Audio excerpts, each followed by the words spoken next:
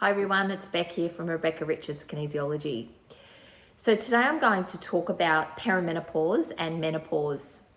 And I'm going to talk about it from a kinesiology perspective and from my own personal perspective of going through that phase myself. So where I want to start back at is I have been working in clinic now for 24 years.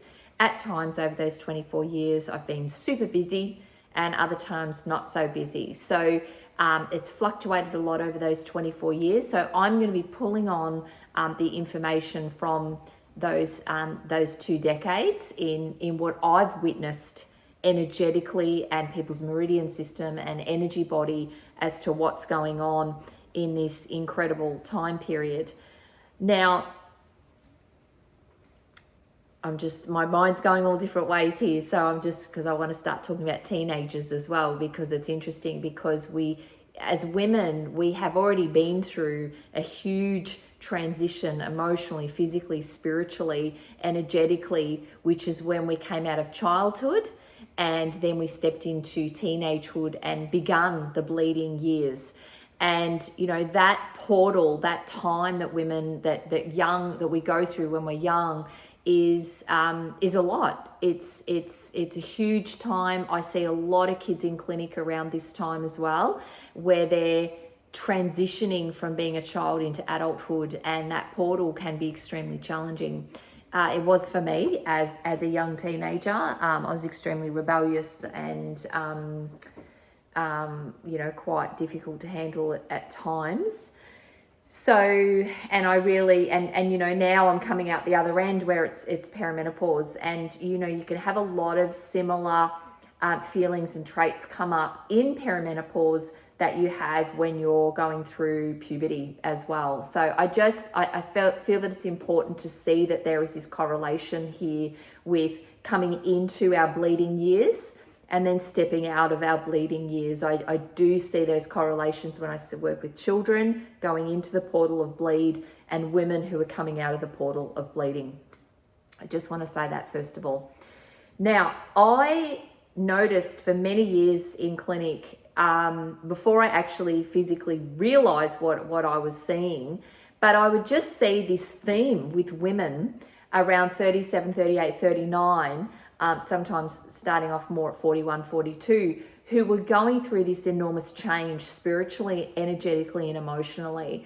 And I would often say to my clientele, and for any of you that are listening that have seen me for a long time, I've probably said this to you, is that we get to this time period of 37 to sort of 42 where things start to change.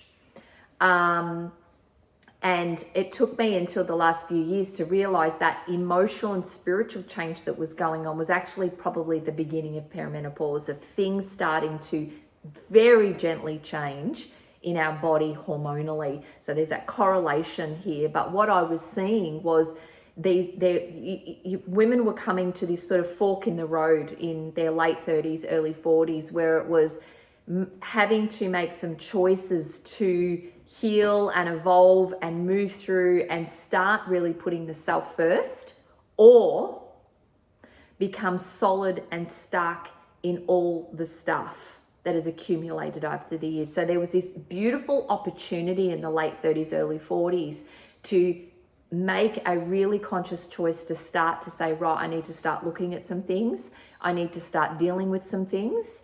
And I want to start bringing some healing to things that may have accumulated over the years. And, that can come in different ways. That can come through ill health. It can come through relationships or marriage breakdowns. It can come through death of a loved one. It can come through different exterior sources where we're having to rise into parts of ourselves that need to be worked through and dealt with, or it can just be an internal thing where things just don't feel the same anymore, or people are starting to say, right, I want to start putting myself first. I want to start looking at things. I want to start healing or getting right into my health and well-being. So it can be external things that happen, or it can be this internal calling that people are saying, right, I want to start investigating and healing and working through some things. And yeah, I would see this real different clientele where there, as I said, there was the women who really wanted the growth and the really coming into themselves in this age bracket, or women who were, as I said, getting really stuck and solid in who they are and their experiences and their genetics and things like that. So there was this real fork of different types of women I was seeing. Obviously, most of the women that I'm seeing are women who are, choosing to work with me and other natural therapists, and using tools for themselves where they're wanting to, heal and understand their bodies and their minds and their spirits. So, as I said, I didn't really realize at the time, but I was thinking, God, this is a really pivotal time for women, this 37 to 42. What's going on? Wasn't until I got to sort of my mid-40s where I thought, oh my gosh, it's that perimenopausal portal that is opening. Now, in the medical world, you will get some doctors or GPs that may say things like, because I have a lot of women say, I've gone and had all my hormones checked and I'm not perimenopausal. If you look at some really current data, women are often in perimenopause on average for 10 years, on average. If it's not forced through full hysterectomy or cancer treatment and so on. So if it's a natural journey through perimenopause, it roughly lasts for 10 years, and it starts very, very, very subtly. I remember one of my naturopaths many years ago saying that it's like a spiral. You go round and round and round and round over about 10 years, and once you get to that still point in the center is when the bleeding has stopped. But it's very gentle to start with, and it can be very simple symptoms like more premenstrual tension. It can be excess bleed, more bleeding or less bleeding. It can be headaches or migraines around the cycle. It can be the cycle starts to get shorter. There can be breast tenderness.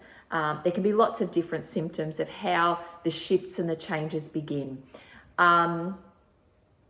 So for me, perimenopause started at around 37, 38. I was fairly young, youngish, I suppose, in the younger bracket. And mine started very subtly, but mine started definitely after we had our third baby, who was stillborn, Phoenix. And just, I think the trauma of that experience, physically, mentally, and spiritually and emotionally, was what sort of was enough to sort of trigger me going into perimenopause.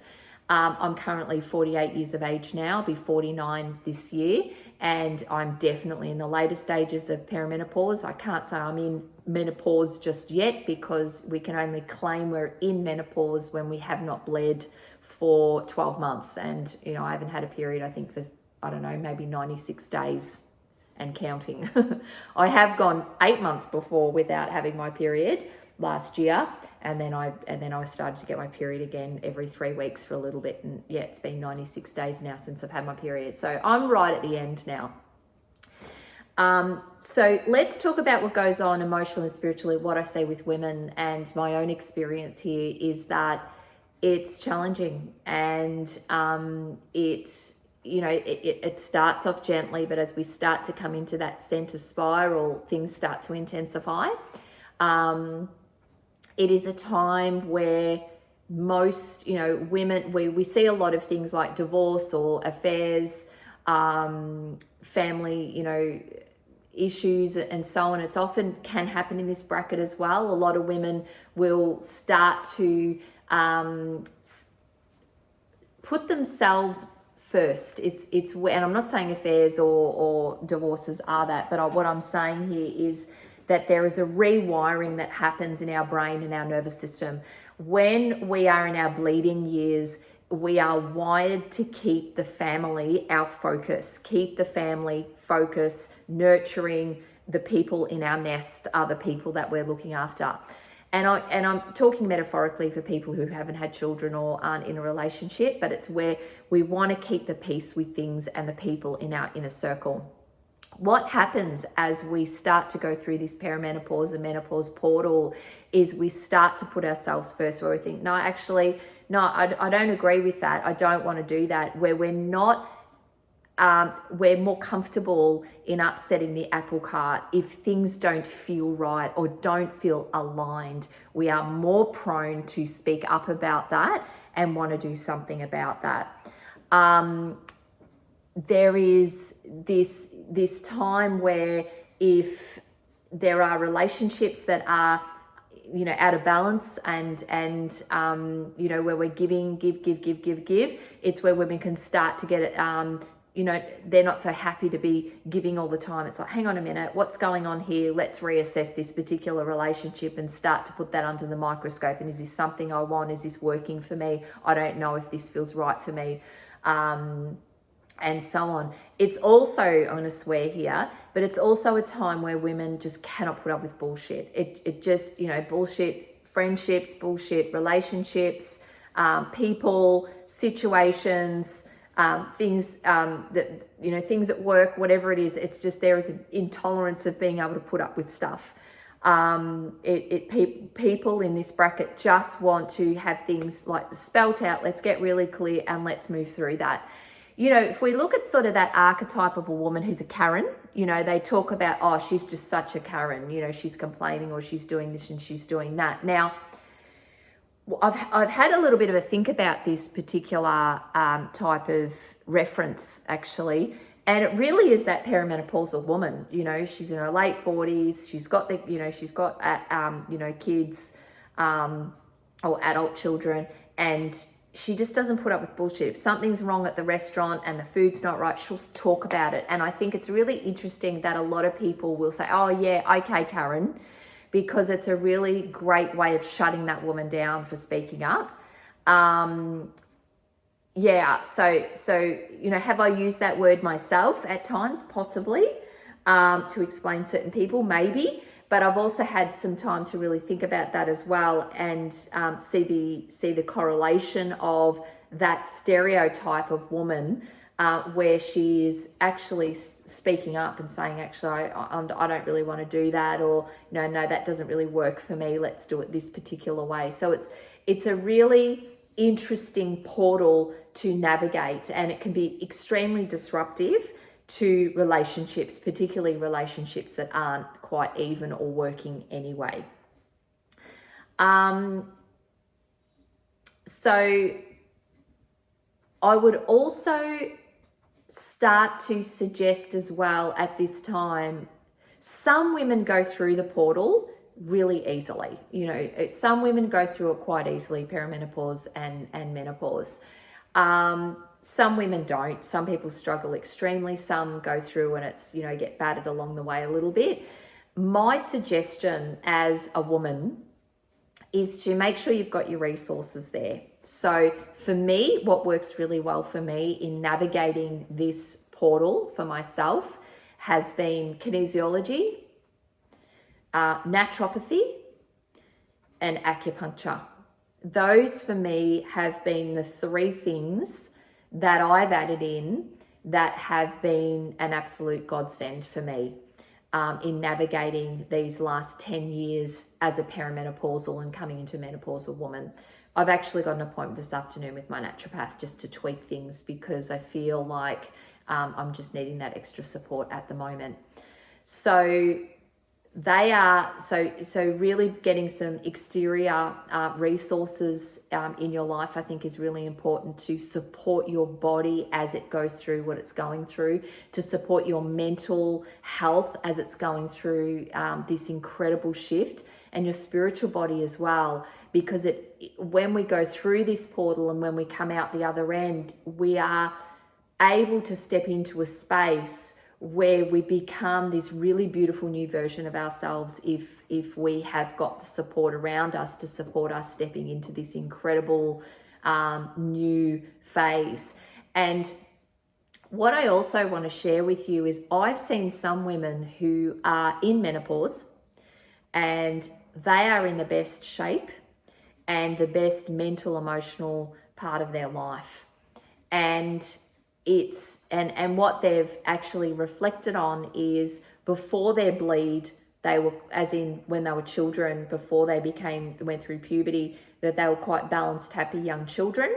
And then through their bleeding years, from, say 13 up to say 50, was times where they were up and down a bit more. And then as they've gone into menopause, there's that levelness again. So I wanted to share with you that what my experience is in working with women is it's not all doom and gloom.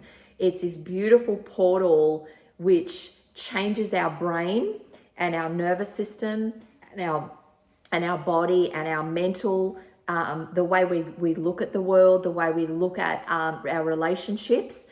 It changes. It goes through an enormous evolution, and getting help doing that is vital. My experience has been, it's the last stages of perimenopause have been the most difficult for me, but they've also been the biggest change. Mine really started off, I lost our baby, and then that sort of leveled out a bit. And then I lost my beautiful dog, Bo. Some of you may remember Bo. He died 4.5 years ago. And when he died, I started to skip my periods. And that's where I was like, whoa, I was up and down. So then I leveled out there. Then we had the move, and, we lived without a home for about 1.5 years. We were renting and living out of a bag. And, we've now grounded back into a new house, thankfully, in the last 10 months. But that experience did put a lot of pressure onto my perimenopausal symptoms as well. So acupuncture, kinesiology, and naturopathy has been essential for me. Some other things that are, in my perspective, really important as well is eating properly. Such a simple thing, hey? But, making sure that you are getting enough food, enough calories in for your 3 meals, making sure that you're getting enough protein. Protein is essential as our brain and our bodies are being rewired through this portal. So very, very, very important. A lot of women that I see, if they have anxiety, one of my questions is, are you eating enough? Oh, not really. I'm skipping lunch, or I'm skipping breakfast, or I'm doing this and I'm doing that. Well, one of the first things you can do for yourself is make sure you're eating enough and eating enough protein. Very, very important. Trying to balance your sugar levels. When your blood sugar levels are going up and down because you're not eating properly or you're eating the wrong foods, that can then have a profound effect upon the adrenals, which can then have a profound effect on the hormones as well. So, eating well is vital and important. Getting enough water in is important. Sleep is important. Now, one of the symptoms of perimenopause and menopause is not very good quality sleep. What I say to these people is, make sure you're not having too much caffeine. I know for me, again, personally, I can have 1 coffee a day, and that's first thing in the morning. If I have 2 coffees a day, my sleep quality is extremely poor. So making sure that you're not having too much caffeine. So restricting that. Alcohol, alcohol at times for perimenopausal women, it's where women are reaching to alcohol more often in this time bracket, in this portal, to help manage the overwhelm, the stress, the anxiety. But what alcohol I've seen do to women is it's like adding petrol to an already out of control fire. So alcohol is one that really, really needs to be limited. And getting rest as well, making sure that you have times where you're able to recharge, whether that's if you're going to grab yourself a cup of tea, or when you are having lunch, sit down and eat the lunch. Give yourself 10 minutes to eat the lunch. Give yourself that time in your busy schedule in the morning to make sure that you are scheduling in breakfast. And a good quality breakfast as well. None of this skipping business. If you're not someone who wants to eat breakfast first thing in the morning and you would prefer to eat 2 hours after rising, make sure you're getting that breakfast in.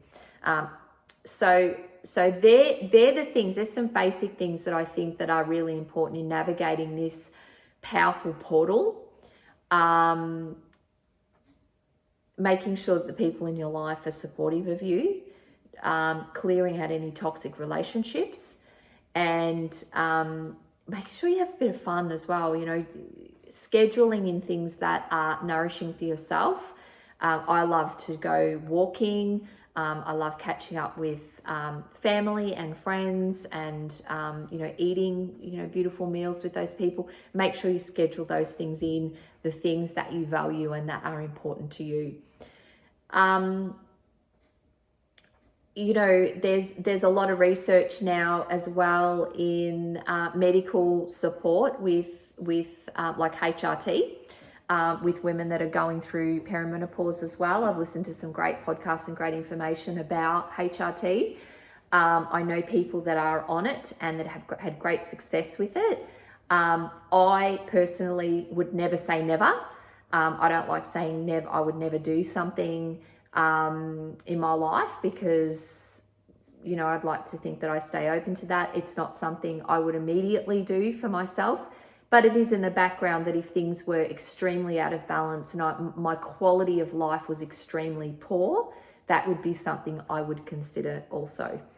But it's not something, you know, I think I'm navigating very well at the moment with my tools that I do have. But it is a tool that's in the backdrop for me, that if things, as I said, got extremely challenging and it was changing the quality of my life, I would definitely, you know, go down that road of finding out more about it. There's a lot of research that has come out in the last 5 years or so that's debunked a lot of information that came out about 20 years ago about HRT. So yeah, it's an interesting sort of area. I know that I have clients as well that transition through perimenopause and menopause, and they have a Mirena or they're on birth control. Again, that's not something I would ever suggest. I'm not a medical doctor. It's not something I do for myself, but I think it can have benefits for some women. And, you know, I was working with a woman recently who has a Mirena in, and she's got a lot of other things going on, and I just said I wouldn't suggest you getting that out at the moment, and that's what her GP has suggested as well, because things are nice and level for her. She's got a lot of things externally going on, and when maybe that gets worked out, then consider possibly having that Mirena taken out. So, you know, if anyone who knows me well, I'm not opposed to medical intervention. I know that some people are in the natural field are extremely opposed to, you know, modern medicine. I'm not. You know, I come from a background of cancer, and I had a doctor treat me for that, and then I followed that up with natural therapy. So I'm not sort of set in one way, but my toolkits are always first and foremost natural. And for me, I'm lucky in that those things have always been enough for me, and I haven't had to go to resources of modern medicine. But I think that there is a time and a place for it as well.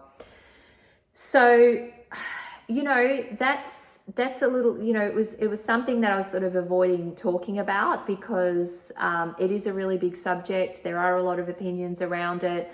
I want to remind you that menopause and perimenopause is not an illness. It is a portal. It is an incredible portal that it can be extremely challenging for some women, most women actually, in my experience, will go through challenges with that. So making sure that you have your resources and you have your points of support, and yeah, I think is really essential. And, you know, sitting in your heart space as well. And if you are being called to live in a different way through this portal, follow it. If you're being called to study something and get a certificate or a diploma or a degree in something new, then go and do it. You know, go and study that thing. If you are being called to live a different life, like me here in the Whitsundays, then do it. My life back in Victoria was not really sustainable in the way that we were living. There were other factors that happened that pushed us to move, which I'm grateful for, because otherwise we wouldn't have had such a drastic change. But that really midlife crisis happened for me in our move to here, and my life is definitely more balanced and aligned. I'm very grateful for it, and my hormones have thanked me for it as well.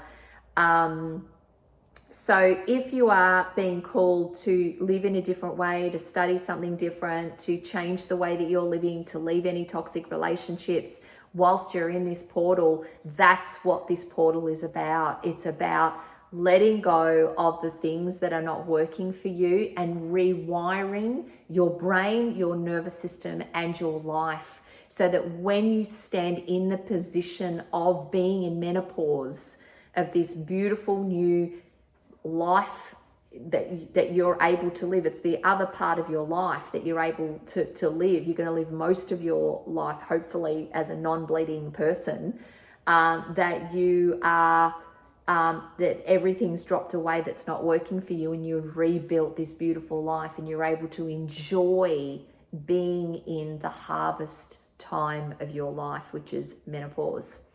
So I've had some really beautiful moments of, especially when I'm not bleeding, when I'm not ovulating, I'm not getting my period, and there's just a nothingness, which is obviously that menopause coming in, where I feel this sense of peace and quietness. And I've often reflected and thought, this is who I was before I was a teenager. Very quiet, passive, quite calm, relaxed little girl that I was before I became a teenager. And I have moments of that creeping in again and thinking, oh wow, I'm reclaiming parts of myself that I lost as I went through the portal of puberty and motherhood. And I'm ready to reclaim those lost parts of myself that I did sort of shut down as a teenager for different reasons. So I hope this offers you some perspective into perimenopause and menopause, and hope, and some tools that can help you navigate that time period, or your loved ones as they're going through it, because it is a time of recreation, of everything falling apart sometimes and being rebirthed and recreated. So yeah, it's something I love working with clients as well. I love working with this age bracket of women and supporting them in rebranding themselves into a beautiful new iteration of who they are. So yeah, so know that it is something I love working with. If you feel that kinesiology would be something that would be beneficial for you, I'm here and I can work with you in that particular way. So yeah, sending you a lot to love, and hopefully this was supportive. And if it was, share it with someone else who you think may find it beneficial. Okay, see you.